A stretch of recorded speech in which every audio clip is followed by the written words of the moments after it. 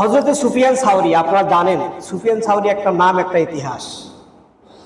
আবু হানিফা রাহমাতুল্লাহ জামানার সমসাময়িক সুফিয়ান সাওরি, তিনি এই জুলুমটাকে কিভাবে দেখতেন? আন্নাহু ক্বালা, তিনি বলেন, ইন লাকিতাল্লাহা বিসাবঈনা যামবান ফিমা বাইনাকা ওয়া বাইনাল্লাহি তাআলা আহওয়ানু আলাইকা মিন তালকাহু বিযামবিন ওয়াহিদিন ফিমা বাইনাকা ওয়া বাইনাল ইবাদ।